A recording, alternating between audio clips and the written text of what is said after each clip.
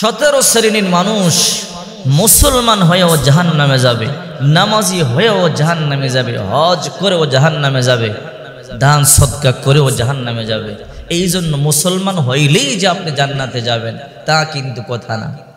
আপনি 100 বছর দুনিয়াতে বেঁচে থাকবার পরে, সুখে শান্তিতে থাকবার পরেও যদি মৃত্যু হয়, আল্লাহ তাআলা যদি বলে যাও জাহান্নামে যাও, আপনারা জিন্দেগি বৃথা। আর যদি দুনিয়াতে 100 বছর আপনি কষ্ট করেন, জীবনযাপন করেন, রিক্সা চালান, ভ্যান চালান, মজদুরির কাজ করেন, মৃত্যুর পরে আল্লাহ তাআলা যদি বলে এই বান্দা বান্দি তোমার উপর আমি সন্তুষ্ট, আপনি সফল। আর 100 বছর সুখে ছিলেন, বাদশাহী করেছেন, প্রধানমন্ত্রী ছিলেন, রাজা বাদশাহ ছিলেন, মৃত্যুর পরে আল্লাহ যদি বলে যাও জাহান্নামে যাও, আপনার মতো পোড়া কপালার কেউ নাই।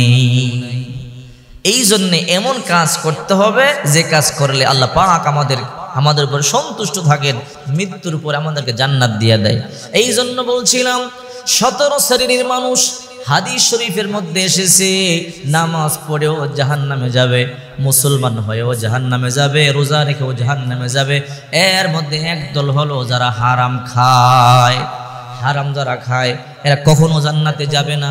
মুসলমানদের মধ্যে হারাম খোর আছে না নাই? বহু হারাম খোর আছে।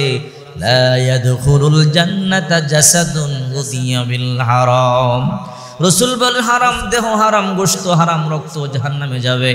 দেহের মধ্যে গোশত আছে 60 কেজি, এক টুকরা গোশত হারাম আছে। দেহের মধ্যে রক্ত আছে 6 লিটার, এক ফোঁটা রক্ত হারাম। আপনার ওই দেহ, ওই রক্ত, ওই গোশত জাহান্নামে যাবে, কখনো জান্নাতের মধ্যে প্রবেশ করবে না। 2 নম্বর, আত্মীয়তার সম্পর্ক ছিন্নকারী। রাসূল পাক সাল্লাল্লাহু আলাইহি ওয়াসাল্লাম বলেন লা ইয়াদখুলুল জান্নাতা কাতিউন। আত্মীয়তার সম্পর্ক ছিন্নকারী জান্নাতে যাবে না।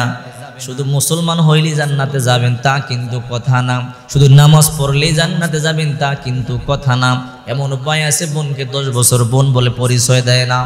এমনও বোন আছে ভাইকে 10 বছর ভাই বলে পরিচয় দেয় না। এমনও সন্তান আছে 10 বছর হয় পিতা মাতাকে পরিচয় দেয় না, বাবা মা বলে ডাকে না, প্রতিবেশীকে পরিচয় দেয় না। এই আত্মীয়তার সম্পর্ক ছিন্নকারী যারা, রাসূলুল্লাহ বলেন তারা কোনোদিন আল্লাহর তৈরি জান্নাতে যাবে না, যদিও তারা মুসলমান হয়। 3 নম্বর হলো যারা প্রতিবেশীকে কষ্ট দেয়, তারা মুসলমান হয়েও জান্নাতে যাবে না। রাসূলুল্লাহ সাল্লাল্লাহু আলাইহি ওয়াসাল্লাম বলেন মান সালিমাল মুসলিমুনা মিন লিসানি ওয়া ইয়াদি। যার হাত এবং জবান থেকে অন্য প্রতিবেশী নিরাপদ নয়, সে আমার উম্মত না। এমন মানুষ প্রতিবেশী আছে এমন ভাবে কাটা দেয়, বেড়া দেয়, প্রতিবেশীকে বের হতে দেয় না, রাস্তা দেয় না। রাসূলুল্লাহ সাল্লাল্লাহু আলাইহি ওয়াসাল্লাম বলেন অপেক্ষা করো, আল্লাহ তাআলা তোমাকে জান্নাতের মধ্যে জায়গা দিবে না। প্রতিবেশীকে তুমি জায়গা দাও না, আল্লাহ পাক রব্বুল আলামিন তোমাকে জায়গা দিবে না। 4 নম্বর, যে সমস্ত সন্তানেরা পিতা মাতাকে কষ্ট দেয় তারা মুসলমান হয়েও, ইমানদার হয়েও জাহান্নামে যাবে। রাসূল করিম সাল্লাল্লাহু আলাইহি ওয়াসাল্লাম বলেন রিদর রাব্বি ফি রিদল ওয়ালিদি ওয়া সাখাতুর রাব্বি ফি সাখাতিল ওয়ালিদি। নবীজি বলেন যার উপরে তার বাবা সন্তুষ্ট তার উপরে আল্লাহ তাআলা সন্তুষ্ট। আর ওয়া সাখাতুর রাব্বি ফি সাখাতিল ওয়ালিদি, যার উপরে তার পিতা অসন্তুষ্ট তার উপরে আল্লাহ তাআলা অসন্তুষ্ট হয়ে যায়। এই জন্যে সাবধান, পিতা মাতার কখনো কষ্ট দেওয়া যাবে না। রাসূলুল্লাহ বলেন ইন্নাল জান্নাতা আল জান্নাতু তাহতা আকদামিল উম্মাহাত। মায়ের পায়ের নিচে সন্তানের জান্নাত। এই জন্য রাসূল পিতা মাতার প্রতি বড় দুর্বল ছিলেন, পিতা মাতার কথা মনে করে মাঝে মাঝেই কান্নাকাটি করতেন। 5 নাম্বার হলো যে ব্যক্তি গালি দেয়, অশ্লীল ভাষা ব্যবহার করে। বিশ্বনবী মুহাম্মদ রাসূলুল্লাহ সাল্লাল্লাহু আলাইহি ওয়াসাল্লাম বলেন যে ব্যক্তি অশ্লীল ভাষা ব্যবহার করে, যে ব্যক্তি গালিগালাজ করে, যে ব্যক্তি মানুষকে কষ্ট দেয়, ওই ব্যক্তি কখনো আমার উম্মত হতে পারে না। ওই ব্যক্তি আল্লাহর তৈরি জাহান্নামের মধ্যে যাবে। এই জন্য কখনো মানুষকে কষ্ট দিবেন না, মানুষকে কখনো জবান দ্বারা, হাত দ্বারা কখনো কষ্ট দিবেন না। যারা মানুষকে গালি দেয়, জবান দিয়ে কষ্ট দেয়, তারা অবশ্যই জাহান্নামে যাবে। 6 নাম্বার, যারা তাদের অধীনস্থদেরকে কষ্ট দেয়, সাবধান সাবধান, অধীনস্থ যারা আছে এদেরকে কষ্ট দেওয়া যাবে না। হাদিস শরীফের মধ্যে আসছে নবী পাক সাল্লাল্লাহু আলাইহি ওয়াসাল্লাম যখন ইন্তেকাল করবেন তখন বারবার বলেছেন আসসালাত আসসালাত আসসালাত ওয়া মা মালাকাত আইমানুকুম, নামাজ নামাজ নামাজ, তোমরা নামাজ প্রতিষ্ঠা করো আর তোমাদের অধীনস্থ যারা আছে তাদের সাথেই ভালো ব্যবহার করো।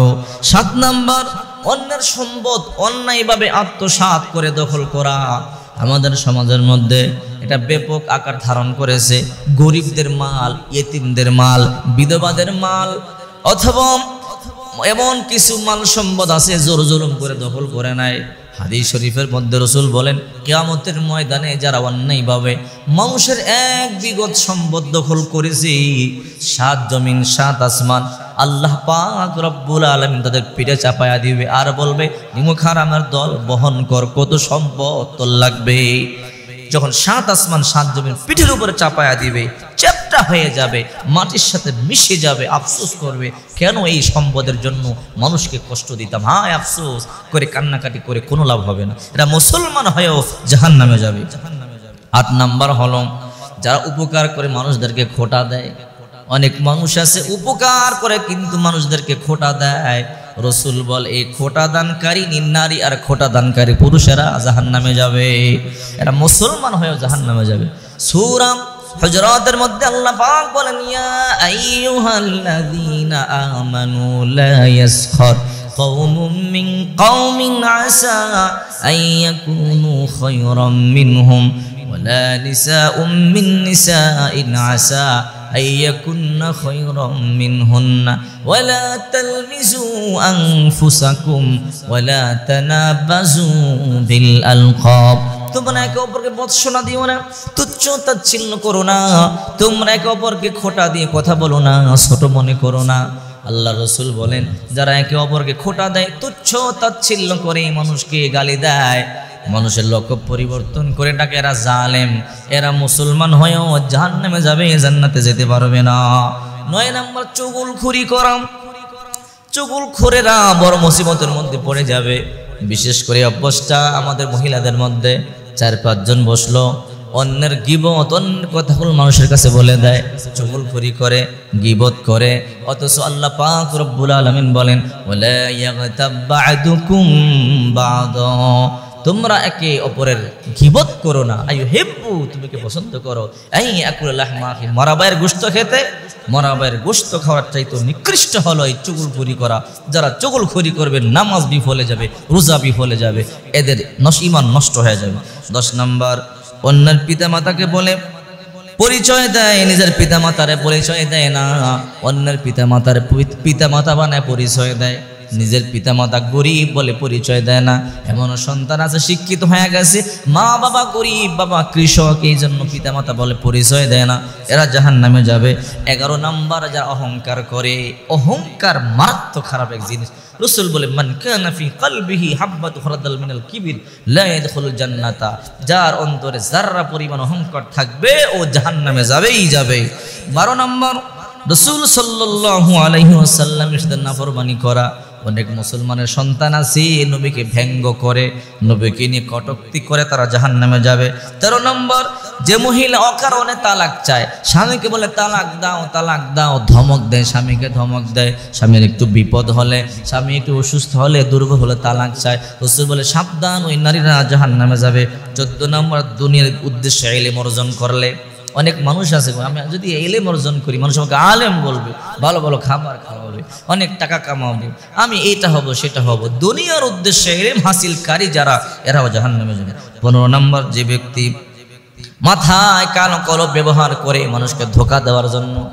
অনেক মানুষ আছে দেখবেন মাথায় কলম ব্যবহার করে মানুষকে ধোঁকা দেয়, এরা জাহান্নামে যাবে। এরপরে 16 নম্বর হলো যেই সমস্ত মানুষ আল্লাহর সাথে শিরিক করে, ইন্নাল্লাহা লা ইয়াগফিরু আইয়ুশরাকা বিহি ওয়া ইয়াগফিরু মা দুনা যালিকা লিমান ইয়াশা ওয়া মান ইউশরিক বিল্লাহি ফাকাদ দাল্লা দালালান বাঈদা। শিরিক যারা করে এদেরকে আল্লাহ কখনোই মাফ করবে না, এরা জাহান্নামে যাবেই যাবে, এরা বেঈমান হয়ে যাবে। 17 নম্বর হলো যারা জিনা করে, আল্লাহ এদেরকে মাফ করে না, এরা জাহান্নামে যাবে। এই জন্য সাবধান, এই রোগগুলো যাদের মধ্যে আছে এখনই তওবা করেন, আল্লাহর কাছে কান্নাকাটি করেন। এই 17 শ্রেণীর মানুষ যারা এই ভুলগুলোর মধ্যে নিমগ্ন যে আছে, আজই তওবা করেন, না হলে আপনার মতো পোড়া কপাল হতভাগার কেউ নাই। আপনি মুসলমান হয়েও, ইমানদার হয়েও, আপনি নামাজ পড়েও আল্লাহর তৈরি জাহান্নামে যাবেন, কেউ আপনাকে বাঁচাতে পারবে না। এরা অবশ্যই জাহান্নামে যাবে।